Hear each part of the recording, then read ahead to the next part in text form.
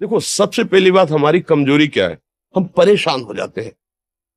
संसार में देखो तो परेशान, परमार्थ की तरफ देखो तो हम परेशान हो, ये हमारा आदत स्वभाव बन गया परेशान होना। थोड़ा सा धैर्यवान बनो, गंभीर बनो। कोई इस भारी से भारी विपत्ति में परेशानी स्वीकार करके विपत्ति से थोड़ी निकला जाता। सुलझो, ठीक है, विपत्ति आई, समस्या आई, इसका समाधान होगा। ऐसा थोड़ी कि हमें नष्ट कर देगी। अगर अभी हमारी बड़ी हानि हो जाती है, हम कल इससे बड़ा लाभ प्राप्त कर सकते हैं। हमको एकदम बिल्कुल गंभीर रहना है, इतने कमजोर नहीं बन जाना। अब वो गए तो क्या होगा, अब वो वस्तु गई तो क्या, पद गया तो क्या होगा। प्रयास किया था, ये पद मिला था, इससे बड़ा पद प्राप्त करूंगा, मैं इससे बड़ा महान बनूंगा। ठीक है, एक बार गिर गया, गलती हो गई, दंड भोगूंगा, फिर इससे ज्यादा संयम में रहूंगा। बिल्कुल मतलब एकदम फ्रेश दिमाग रखना चाहिए।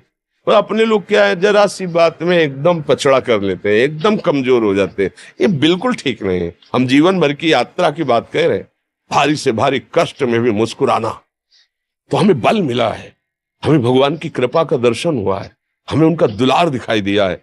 अगर ऐसे तो भाग जाते, फिर परमार्थ में थोड़ी चलना होता है। आज जो आप सुन करके लाभ लेने की चेष्टा कर रहे हो ना, ये केवल प्रवचन नहीं है, ये जीवन है। अगर ये जिए ना होते ना तो ये इसका प्रभाव नहीं पड़ता, फिर वाणी का प्रभाव नहीं पड़ता।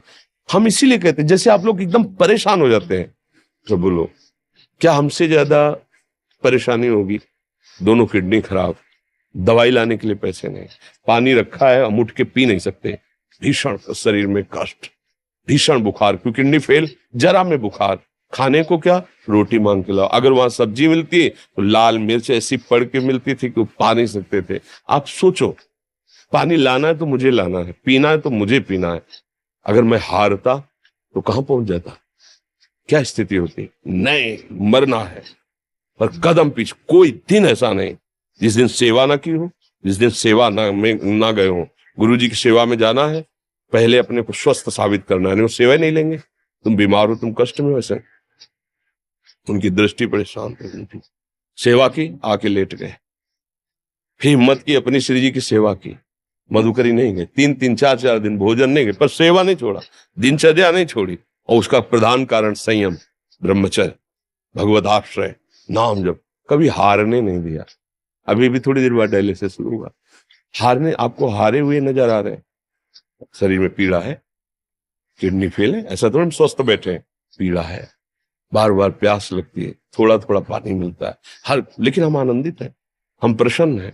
हम लड़ाई में हारे नहीं हैं, ना हारेंगे, हम जीत चुके, हम अपने मालिक के भरोसे में अपना संपाद।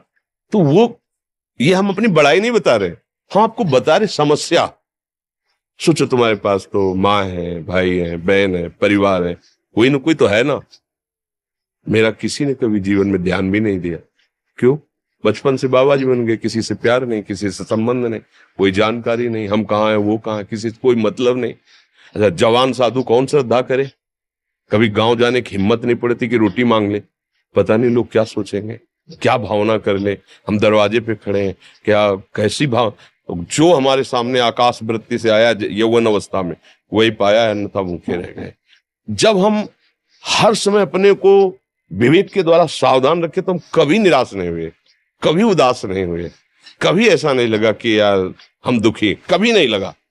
उसी का फल है कि उस सुख का संकेत मिल गया जहां दुख की निशानी भी नहीं, वही उसी के बच्चे हो। हम सब उसी धातु से बने हुए हैं।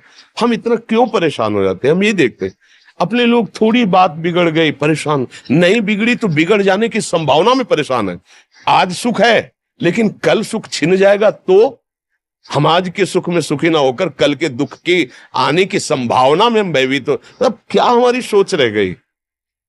हमको इतना बलवान बनना है कि सुख और दुख दोनों हमको छू न सके। भारी से भारी सुख की व्यवस्था है तो अहंकार नहीं, हर्षित होकर किसी का अपमान न करे कि हम धनी, हम पदाधिकारी, अमुक। भारी से भारी दुख आया तो हमें किसी के सहयोग की जरूरत नहीं, हम फिर अपने कदम बढ़ाएंगे, हम फिर जुड़ी हुई अपनी भावनाओं को सजाएंगे। मस्त जीवन एकदम। तुम अविनाशी के बच्चे हो। शेर का बच्चा भेड़ों के बीच में फंसकर म्यों म्यों बोल रहा है, बस अगर दहाड़ना सीख जाए तो कोई भी उसे परास्त नहीं कर सकता। ऐसे भगवद अंश तू प्रपंच में फंसकर अपने को इतना दीन क्यों देख रहा है? तू ऐसा है कि भगवान के दिव्यास्त्र में भी ताकत नहीं तेरे को मार सके। तू अविनाशी का अविनाशी बच्चा है।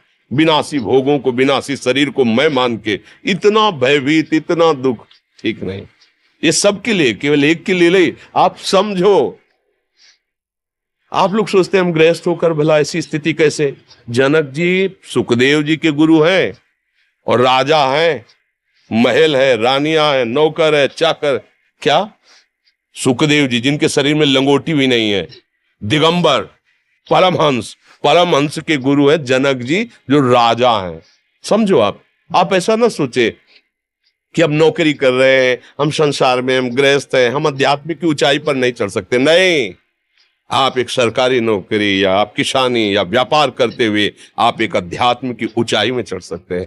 और अध्यात्म ही है जो तुम्हें इस माया के दुख सुख से ऊपर उठा सकता है। दूसरा, चाहे जितनी संपत्ति आ जाए, आप सुखी नहीं हो सकते। सब देख लो, आंख खोल के देख लो, अध्यात्म ही है जो तुम्हें हर कष्ट सहकर मुस्कुराकर जीने का रास्ता बता देगा कि आप आनंदित हो जाओगे। कुछ नहीं बिगड़ा। अध्यात्म है तो कुछ नहीं बिगड़ा, अध्यात्म नहीं है तो कुछ नहीं बना, कुछ हाथ नहीं लगने वाला।